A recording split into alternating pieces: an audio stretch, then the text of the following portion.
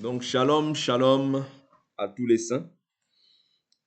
Nous bénissons l'Éternel encore qui nous dispose encore ce temps afin que nous puissions partager sa parole, afin que nous puissions être encore encouragés, être encore nourris. La Bible déclare, mon peuple ne marchera pas simplement, ne mangera pas seulement la nourriture physique, mais aussi la nourriture de l'âme, ce qui est cette parole de Dieu. Voilà pourquoi nous voulons nous entretenir au travers de cette parole. Le thème que nous avons intitulé, c'est comment être rempli de l'esprit et être rempli de la chair. Être rempli de l'esprit et être rempli de la chair. Donc, c'est ce que nous essayons d'étudier durant ces quelques jours. Alléluia. Être rempli de l'esprit et être rempli de la chair. Nous avions expliqué que être rempli de l'esprit, c'est vraiment lorsqu'on s'adonne, lorsqu'on soumet en fait sa volonté, ses désirs, ses envies totalement à la volonté de Dieu. Et au contraire, être rempli de la chair, c'est lorsqu'on laisse les pensées occuper ou bien lorsqu'on laisse la pensée de la chair en fait se manifester. Lorsqu'on laisse les désirs de la chair nous conduire. Toutes ces choses-là vont faire en sorte que tu vas être rempli du désir de la chair et par la suite, on verra que tu seras esclave de quelque chose. De quelque chose. Parce que la Bible nous dit, si vous demeurez en moi, si vous demeurez en moi, mes paroles demeurent en vous, vous êtes réellement mes disciples. Vous connaîtrez la vérité et la vérité vous rendra libre. Et la Bible nous dit aussi que l'esclave ne demeure pas dans la maison, mais le Fils y demeure. Si le Fils vous affranchit, vous serez réellement libre. Vous voyez, c'est-à-dire que le Fils vient pour affranchir afin que nous soyons réellement libres. Mais la Bible vient nous dire que toute personne est esclave du péché qui a triomphé sur lui. Vous comprenez? C'est-à-dire quand le péché, parce qu'il peut y avoir le péché, tu peux t'en repentir. Mais quand ce péché maintenant triomphe sur toi, c'est là qu'on va constater en fait ta chute. C'est-à-dire que tu vas être esclave de cette chose-là. Voilà pourquoi il faut veiller sur ta vie. Quand tu vois un péché qui est répétitif, prie pour ça. Quand tu vois un péché qui est répétitif dans ta vie, qui vient souvent dans ta vie, prends le temps de prier pour ces choses. C'est vrai que tu peux te repentir, ouais, mais quand c'est quelque chose qui vient de manière récurrente dans ta vie, prends le temps de prier pour ça. Ouais.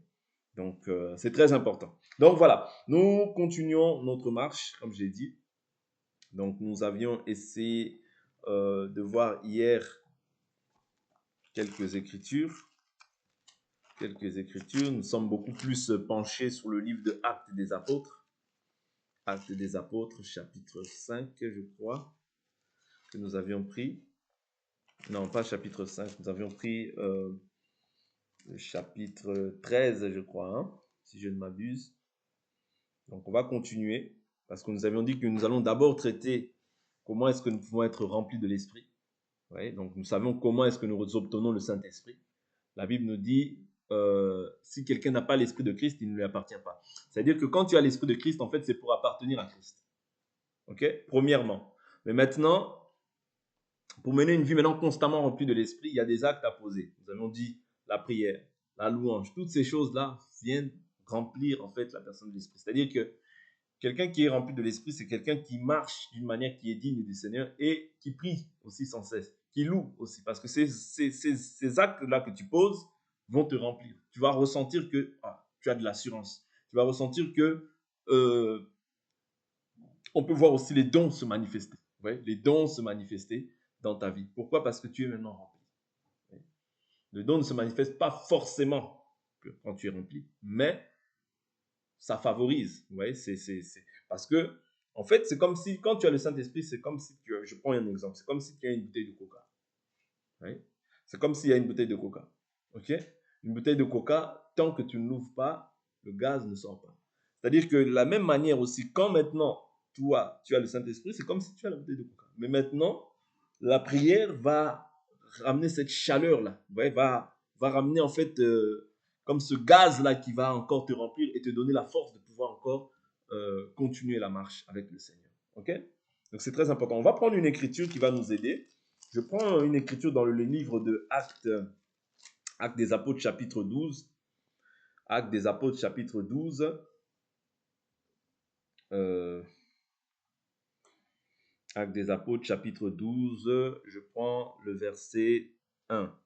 Vers ce temps-là, Hérode porta les mains sur quelques membres de l'Église pour les maltraiter et fit mourir par l'épée Jacques, frère de Jean.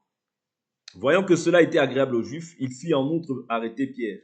C'était pendant les jours des pains sans levain. Après l'avoir saisi et jeté en prison, il le mit sous la surveillance de 4 escouades, de 4 soldats chacune, avec l'intention de le faire comparaître devant le peuple après la Pâque. Pierre était donc gardé dans la prison, sans relâche. La prière montait de l'Église vers Dieu pour lui. Oui, la prière montait de l'Église vers Dieu pour lui. Ok? Là, on appelle ça la prière d'intercession. Vous comprenez? Hérode allait le faire comparaître cette nuit-là. Pierre, lié de 2 chaînes, dormait entre les 2 soldats. Et des sentinelles devant la porte gardaient la prison. Et voici qu'un ange du Seigneur survint et qu'une lumière brilla dans la cellule. L'ange réveilla Pierre et en le frappant au côté, puis il dit, lève-toi promptement. Les chaînes tombèrent de ses mains et l'ange lui dit, mets ta ceinture et attache tes sandales. Et il fit ainsi. L'ange lui dit, enveloppe-toi de ton manteau et suis-moi. Pierre sortit et le suivit. Il ne savait pas que l'intervention de l'ange était vraie, mais il pensait avoir une vision. Lorsqu'ils eurent passé la première garde, puis la seconde, ils arrivèrent à la porte de fer qui mène à la ville. Elle s'ouvrit d'elle-même devant eux, ils sortirent et s'avancèrent dans une rue. Aussitôt, l'ange le quitta. Revenu à lui, Pierre dit, maintenant je sais vraiment que le Seigneur a envoyé son ange et qu'il m'a délivré de la main d'Hérode et de tous ceux que le peuple juif attendait. Vous voyez, donc ici, on voit en fait Pierre qui était en prison et la prière, montée de l'Église vers Dieu pour Pierre. Voilà pourquoi je dis que dans la prière, il y a l'efficacité. Ouais. Il faut aimer prier parce que quand tu pries, il y a non simplement le fait d'être rempli de l'esprit, mais il y a aussi le fait de pouvoir atteindre certains objectifs. Parce que je vous ai dit que la joie de la prière, c'est l'exaucement. Ouais. Du fait que maintenant la prière montait de l'Église vers Dieu, pour lui, Dieu a exaucé et qu'est-ce qu'il a fait? Il a dépêché un ange aussi pour que Pierre soit délivré. Sinon, Pierre allait mourir. Hein. Sinon, à ce moment-là, Pierre allait mourir parce que Hérode, c'est-à-dire Jacques était mort, donc le but pour lequel, comme Hérode voulait souvent, il cherchait à s'attirer les bonnes grâces, vous voyez, donc qu'est-ce qu'il allait faire? Il allait aussi être tué, être mis à mort. Mais comme ce n'était pas son temps, Dieu a permis qu'un ange puisse être dépêché afin qu'il puisse achever la course. C'est-à-dire que ce n'était pas le temps pour lui de pouvoir mourir. Parce que nous croyons que même quand Jacques meurt, en réalité, Dieu a permis. C'était son temps, il est parti. Vous comprenez? Ça veut dire que nous aussi, nous devons être renouvelés dans notre manière de voir les choses et ne pas nous dire que un tel a tué un tel. Non, toi, tu dois savoir que quand tu meurs dans la volonté de Dieu. Ouais.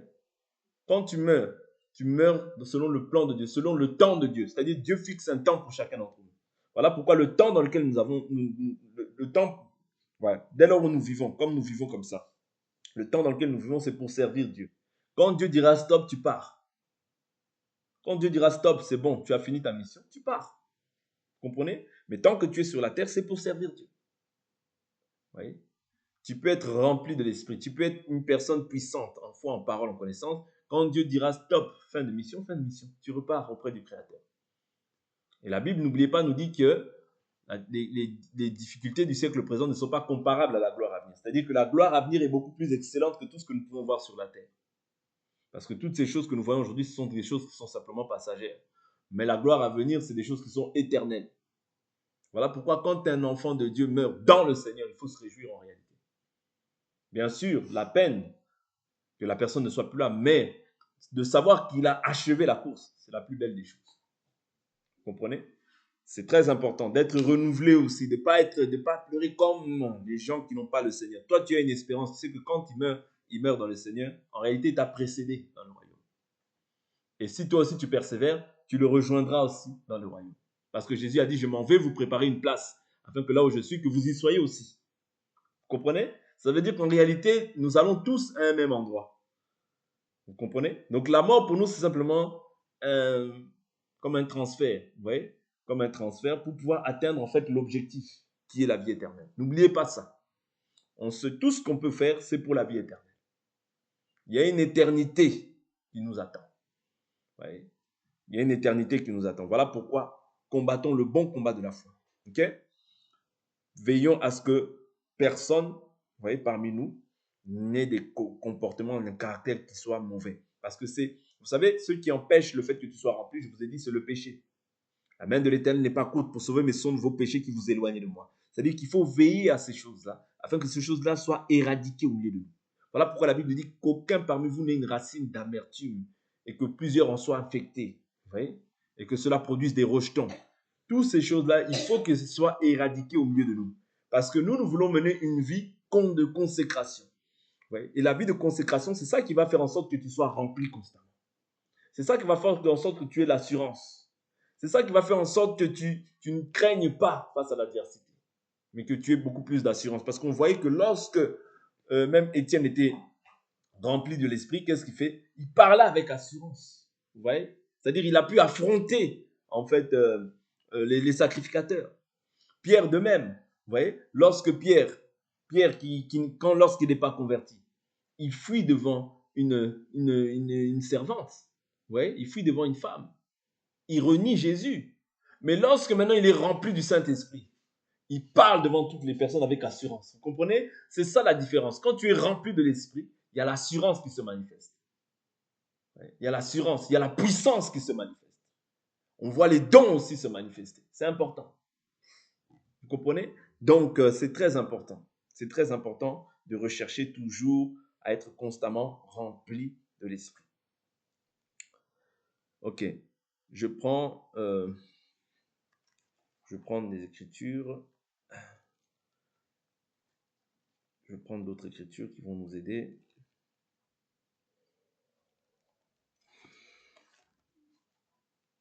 Psaume 7. Je prends l'écriture. Alors,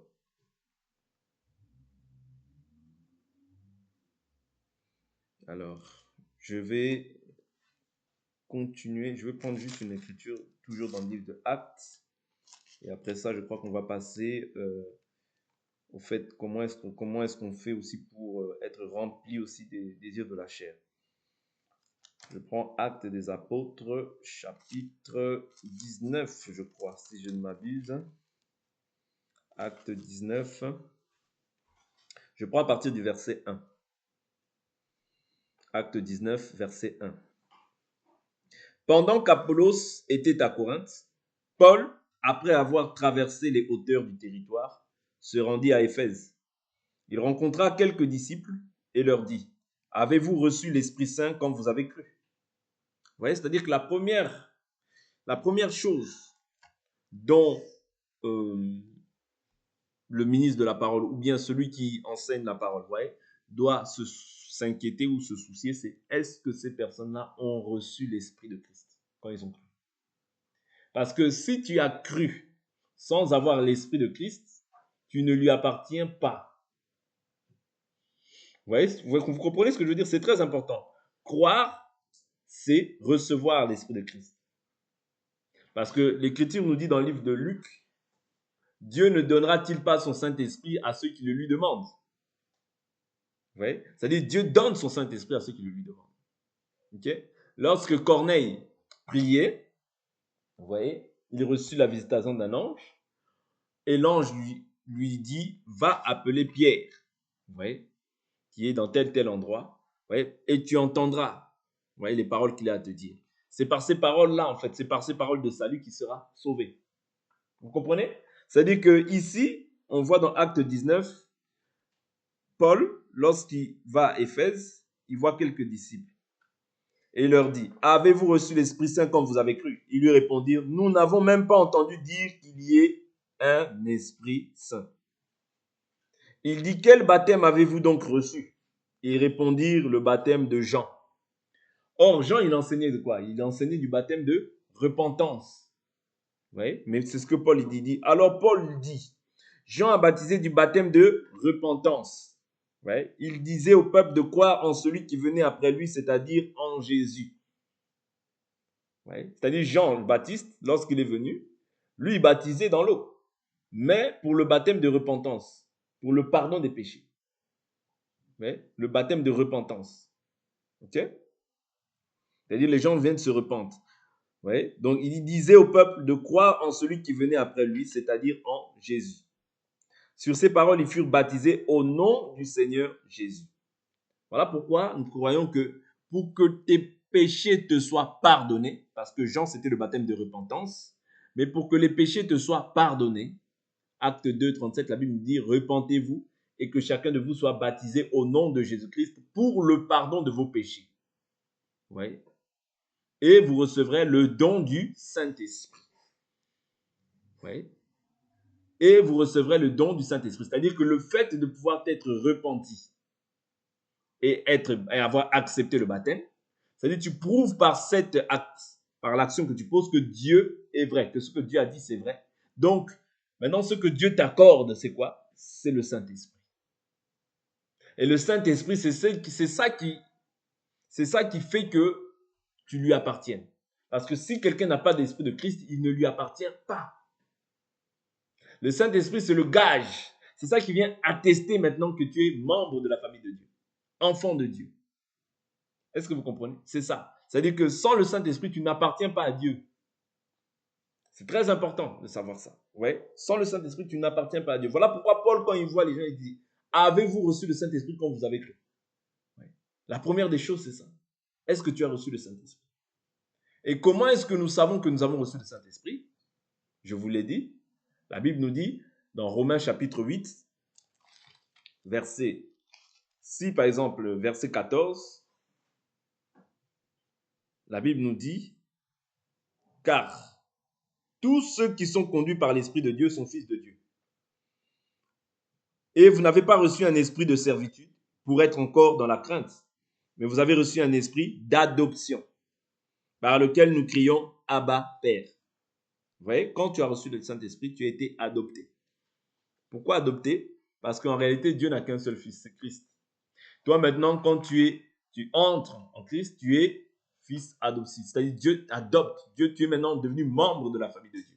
Au travers de son fils, toi aussi maintenant, tu hérites aussi de cette même identité. C'est-à-dire que toi aussi maintenant, tu deviens fils, mais d'adoption. Ok? L'Esprit lui-même rend témoignage à notre esprit que nous sommes enfants de Dieu. Ça, c'est la base. C'est-à-dire que quand tu t'es repenti correctement, quand tu as été baptisé, la conséquence, c'est que tu reçois le Saint-Esprit. Mais maintenant, l'Esprit va rendre témoignage à ton esprit que tu es enfant de Dieu. Ok? L'Esprit doit rendre témoignage à ton esprit que tu es enfant de Dieu. Alors Paul, voilà, de dire en Jésus. Sur ces paroles, ils furent baptisés au nom de Jésus. Ici, je suis dans Acte 19, verset 5. Paul leur imposa les mains et le Saint-Esprit vint sur eux. Ils se mirent à parler en langue et à prophétiser. Tous ces hommes étaient au nombre de 12 environ. Ouais? C'est-à-dire que quand le Saint-Esprit vient en toi, les dons aussi se manifestent. Ouais? Quand tu es rempli du Saint-Esprit, les dons se manifestent. Vous comprenez? Voilà pourquoi la dernière fois, je vous ai dit que l'Écriture nous dit, puisque chacun de nous avons reçu un don. Ouais? C'est-à-dire tout enfant de Dieu reçoit au moins minimum un don. Ouais? Tout enfant de Dieu reçoit un don en particulier. Et la Bible nous dit, tout don excellent vient d'en haut, du Père des Lumières, chez lequel il n'y a ni changement, ni ombre de variation. Ça, prenons ça dans le livre de Jacques. Prenons ça dans le livre de Jacques. Jacques. Et c'est Dieu qui donne les dons comme il veut. Vous voyez, mais je vous ai dit qu'on peut aspirer aussi aux dons. Ok? Je prends Jacques, chapitre 1, verset 16. Ne vous y trompez pas, mes frères bien-aimés, tout don excellent et tout cadeau parfait vient d'en haut, du Père des Lumières, chez lequel il n'y a ni changement, ni ombre de variation. Oui. Il nous a engendrés selon sa volonté par la parole de vérité, afin que nous soyons en quelque sorte les prémices de ses créatures. Donc les dons, ça vient d'en haut. Dieu donne en particulier à chacun comme il veut. Oui, comme il veut. Donc tu ne peux pas dire à moi pourquoi je n'ai pas le don de l'autre. Non. Tu peux y aspirer. Mais si Dieu veut, il te donne. Si Dieu ne veut pas, il ne te donne pas. Mais nous devons simplement exhorter les gens à aspirer aux dons. Ok? Donc c'est ça que nous pouvons faire. Mais maintenant, Dieu donne les dons comme il veut. Mais maintenant, il ne faut pas que quand le don soit l'objet d'une convoitise. Parce que Dieu sonde les cœurs et les reins. Si le don que tu veux, c'est un don pour te montrer, c'est un don pour pouvoir rivaliser, pour pouvoir concurrencer l'autre, là, c'est une motivation impure. Et Dieu n'exauce pas nos convoitises, il exauce nos besoins. C'est-à-dire qu'il faut toujours qu'en fait le don, même quand tu le demandes, que ce soit pour sa gloire, pas pour ta gloire à toi. Est-ce que vous comprenez? Parce que si c'est pour ta gloire, il n'y a pas d'intérêt. Parce que c'est Dieu qui doit être glorifié dans tout ce qu'on fait. Que ce soit le don, que ce soit la prédication, parce que la prédication, c'est aussi un don. L'enseignement, c'est aussi un don. Toutes ces choses, ce sont des dons que Dieu donne pour sa gloire. Voilà pourquoi quand on prêche, on ne doit pas prêcher nos pensées, mais on doit prêcher en fait ce que Christ dit, parce que c'est pour sa gloire, c'est pas pour la gloire d'un homme. Ouais. Voilà pourquoi nous annonçons ce que Dieu dit et non pas ce que nous voulons. Parce que si tu annonces ce que toi tu veux, tu cherches ta propre gloire. Parce que c'est ça que dit l'Écriture. Ouais. Je pense à cette écriture-là où les pharisiens, où Jésus dit, moi je ne cherche pas ma propre gloire, vous cherchez votre propre gloire. Je ne sais pas si vous voyez c'est quelle écriture. Je crois que c'est Jean, quelque chose comme ça, Jean chapitre 10, je crois, si je ne m'abuse.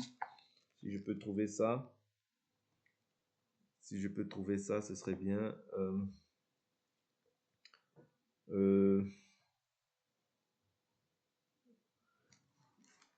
C'est une écriture où il dit, vous cherchez, moi je ne cherche pas ma gloire, mais il y en a un qui la cherche, et c'est lui qui juge. Je regarde rapidement si je ne trouve pas en avance.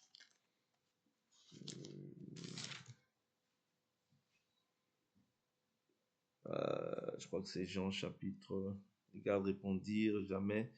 Bon, on va avancer. Ouais, donc en gros, Jésus dans l'écriture, il dit quoi? Il dit, si moi je ne cherche pas ma gloire, mais il y en a un qui la cherche, parce qu'ils lui disent, oui, tu parles de ton propre chef. Ouais. Jésus leur dit, oui, vous cherchez votre propre gloire, parce que vous donnez de la gloire les uns les autres. Ouais, je crois que je vais la trouver. C'est là l'écriture, je crois. Le Père qui m'a envoyé lui-même a rendu témoignage. Voilà, j'ai trouvé, je crois que c'est ça. Jean chapitre 5, verset... Voilà, j'ai trouvé. Jean chapitre 5, verset 37. Et le Père qui m'a envoyé a lui-même rendu témoignage de moi. Le Père qui m'a envoyé a lui-même rendu témoignage de moi. Vous n'avez jamais entendu sa voix ni vu sa face. Et sa parole ne demeure pas en vous, puisque vous ne croyez pas à celui qui l'a envoyé. Vous sondez les Écritures parce que vous pensez avoir en elles la vie éternelle. Ce sont elles qui rendent témoignage de moi, et vous ne voulez pas venir à moi pour avoir la vie.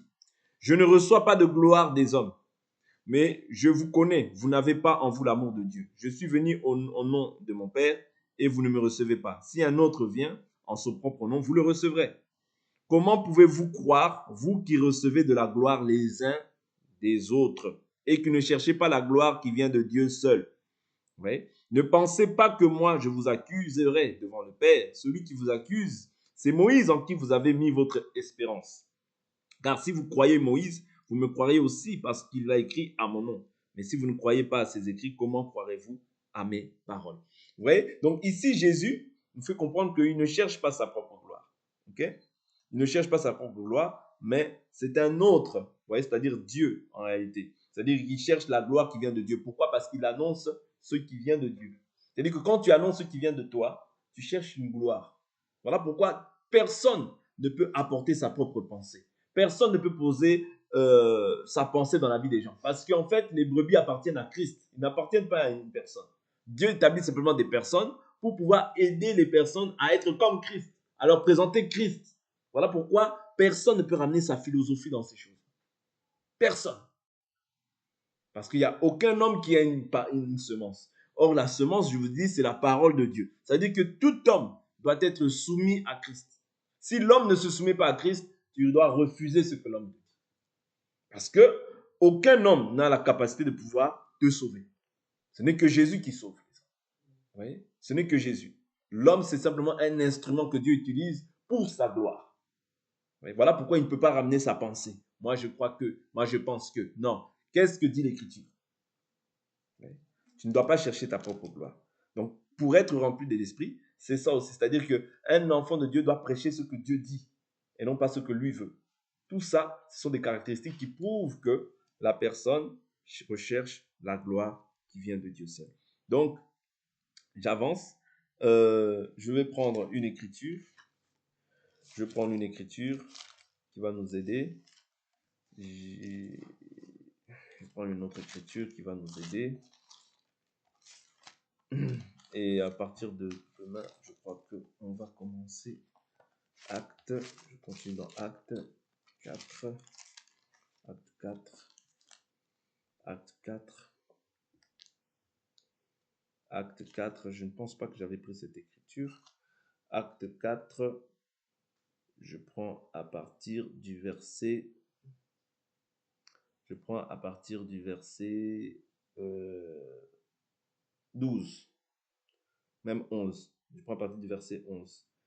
C'est lui, la pierre rejetée par vous les bâtisseurs, est devenue la principale, celle de l'angle. Le salut ne se trouve en aucun autre, car il n'y a sous le ciel aucun autre nom donné parmi les hommes par lequel nous devions être sauvés. Lorsqu'ils virent l'assurance de Pierre et Jean, ils furent étonnés, car ils se rendaient compte que c'étaient des gens du peuple sans instruction. Ils les reconnaissaient pour avoir été avec Jésus. Mais en voyant debout auprès d'eux l'homme guéri, ils n'avaient rien à répliquer. Ils leur ordonnèrent de sortir du Sanhédrin et délibérèrent entre eux et dirent: que ferons-nous à ces hommes? Car il est manifeste pour tous les habitants de Jérusalem qu'un miracle notoire a été accompli par eux. Et nous ne pouvons pas le nier, mais afin que cela ne se diffuse pas davantage parmi le peuple, défendons-leur avec menace de parler désormais à qui que ce soit en ce nom-là. Alors ils les appelèrent et leur défendirent absolument de parler et d'enseigner au nom de Jésus. Oui. Pierre et Jean leur répondirent: est-il juste devant Dieu de vous obéir plutôt qu'à Dieu? À vous d'en juger, car nous ne pouvons pas ne pas parler de ce que nous avons vu et entendu. Oui. Donc, ils ne pouvaient pas. Et ce que j'aime ici, c'est qu'ils disent quoi? Ils disent qu'ils se rendaient compte que c'était des gens sans instruction. Oui. C'est-à-dire que Dieu ne regarde pas forcément à tes capacités. Parce que c'est lui qui va te capaciter, en fait, de la fonction.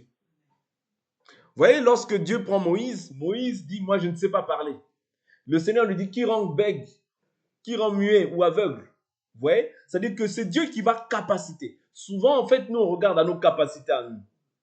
On regarde à nos 5 sens. Oui, mais je n'ai pas fait ci, je n'ai pas fait ça, je n'ai pas fait ci. Non, c'est Jésus qui donne la capacité. C'est la parole qui peut amener à l'existence ce qui n'existe pas. Là où peut-être tu étais limité, Dieu peut faire en sorte que tu puisses même faire des grandes études. Dieu peut, parce que rien ne lui est impossible. Dieu peut t'accorder une sagesse qui dépasse l'entendement humain. Parce que Dieu ne prend pas des vases déjà remplis. Ça sert à quoi? D'ailleurs, c'est ce que l'Écriture dit. Dieu a pris les choses faibles, les choses qu'on méprise, pour confondre les sages. Vous comprenez? Cela ne veut pas dire qu'il n'y a pas des sages, mais la Bible nous dit: sachez que parmi vous, il n'y a pas beaucoup de sages, selon la chair. Parce que Dieu a choisi les choses faibles du monde pour confondre les sages. Parce que les sages de ce monde, c'est ceux qui méprisent le Seigneur.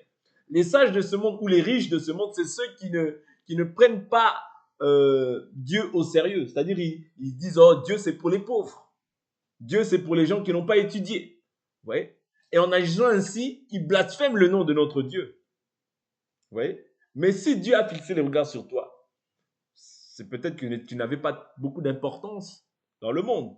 Mais Dieu veut te donner de la valeur, afin qu'au travers de toi, il puisse confondre en fait la sagesse des sages. Oui? Parce que là, c'était des gens sans instruction. On ne les connaissait pas comme étant, mais ils voient l'assurance, ils voient les miracles. C'est ça que Dieu veut faire dans la vie de tout un chacun d'entre nous. Mais souvent, on ne se rend pas compte, on regarde à: ah, moi, ceci, cela, moi, je ne sais pas faire ci, moi, je ne sais pas faire ça. Mais justement, c'est ces forteresses-là qui doivent tomber. Ces raisonnements-là qui doivent tomber. Ces hauteurs-là qui doivent tomber. Parce que Dieu ne regarde pas tes capacités. S'il t'a choisi, ce n'est pas parce que tu étais quelqu'un d'extraordinaire. Non, mais il t'a choisi. Et du fait qu'il t'a choisi, ça suffit. Cela suffit. Du fait que Dieu t'a revêtu du Saint-Esprit, cela suffit. C'est-à-dire le Saint-Esprit, c'est ça qui peut amener à l'existence ce qui n'existe pas en toi. C'est ça qui peut t'apporter l'assurance que tu manquais dans le monde. C'est ça qui peut t'accorder le travail que tu manquais dans le monde. C'est ça qui peut ouvrir des portes. Le Saint-Esprit, c'est Dieu qui vient habiter en toi. Vous comprenez? Le Saint-Esprit, c'est Dieu. C'est-à-dire, Dieu maintenant te donne les capacités que tu manquais dans ta vie. Toutes les capacités, tout ce qui te paraissait impossible devient possible. La Bible nous dit, car rien n'est impossible à Dieu, rien n'est impossible à celui qui croit. Quand tu crois, tu verras la gloire de Dieu. Le problème, ce n'est pas, regarde pas à comment les choses vont se faire. Comment, non, espère simplement en Dieu et Dieu fera le reste. Place ta foi en lui, c'est lui qui agira. Ne regarde pas, oh, si Dieu t'a dit ça, toi reste sur ça, continue, fixe tes regards sur le Seigneur. Tôt ou tard, la Bible nous dit même que même si cette promesse tarde, attends-la, elle s'accomplira certainement. Ouais, ne cherche pas à savoir comment, le pourquoi du comment, parce que tous ces raisonnements, toutes ces choses-là, c'est ça qui va créer un obstacle. C'est ça qui peut te faire défaillir. Voilà pourquoi quand tu crois, quand tu as reçu la promesse, quand tu as reçu ce que Dieu t'a dit, toi, continue à servir Dieu. Ne commence pas à te dire, commence pas, mets même cette chose-là de côté. Continue à servir Dieu. Continue à fixer tes regards sur le Seigneur. Ouais. Garde ça dans ton cœur, mais persévère. Ne te dis pas comment ça va arriver. Oh, il est tard, ça fait longtemps. Non, continue à fixer tes regards sur le Seigneur. Et le Seigneur, au temps favorable, il ouvrira des portes pour ta vie. Là, il vire l'assurance qu'ils avaient. Le Saint-Esprit doit te donner aussi l'assurance. Et cette assurance-là, vous voyez, doit produire aussi l'espérance. L'espérance de pouvoir toujours espérer, même quand ça va mal, même quand tout s'effondre, même quand tu ne vois plus rien, rien ne marche dans ta vie, il n'y a que des blocages, que tout ce que tu fais, ça ne va pas. Crois, ouais, à cause de l'assurance que tu as reçue par le Saint-Esprit. Ça doit produire aussi ce qu'on appelle l'espérance. Ouais. L'espérance ne trompe point. L'amour de Dieu est renouvelé dans nos cœurs par le Saint-Esprit. C'est-à-dire que tu ne peux pas te relâcher. Si tu faiblis au jour de la détresse, ta force ne sera que détresse. Ne faiblis pas. Même s'il y a des difficultés, même s'il y a des combats, continue. Ouais. Quand tu es rempli, c'est-à-dire on peut te voir comme un fou. Quand tu es constamment rempli, on peut te voir comme un fou. Parce que c'est ta foi, c'est ça la foi. La foi est une ferme assurance des choses qu'on espère, une démonstration de celles qu'on ne voit pas. C'est-à-dire que tu n'as pas vu la chose, mais tu crois parce que Dieu l'a dit. Et comme tu sais que ce que Dieu dit est vrai, vous voyez, il finira toujours par accomplir ce qu'il a dit. Quand tu es rempli, tu ne regardes plus le X, Y, tu regardes à Dieu. Le problème, c'est de regarder à gauche, à droite. Ne regarde ni à gauche ni à droite. Fixe tes regards sur Christ. Ouais. Continue à persévérer dans la prière. Continue à persévérer dans la méditation de la parole. Tu verras, tôt ou tard, Dieu s'arrêtera sur ton cas. De même qu'il s'est arrêté sur le cas de Bartimée quand il cria, de même qu'il s'arrêtera aussi sur ton cas si tu persévères. C'est comme ça qu'on est rempli. Quand on mène une vie constamment, c'est ça marcher par l'esprit, c'est-à-dire soumettre sa volonté à Dieu. Non pas ma volonté, mais que ta volonté s'accomplisse. Mets tes raisonnements de côté. Mets tes forteresses de côté. Tout ce qui peut s'élever dans ta vie, mets-le de côté. Laisse Dieu prendre le contrôle. Abandonne-toi au Seigneur. Les hommes, si tu t'abandonnes à un homme peut être menteur. Mais Dieu ne ment pas. Abandonne ta vie au Seigneur. Laisse le Seigneur diriger tous les compartiments de ta vie. Dieu ne manquera pas de te faire du bien. Parce que comme tu as cru en lui, tu verras aussi sa gloire. Que l'Éternel, Dieu, nous bénisse. Pour aujourd'hui, on va s'arrêter là, on va prier.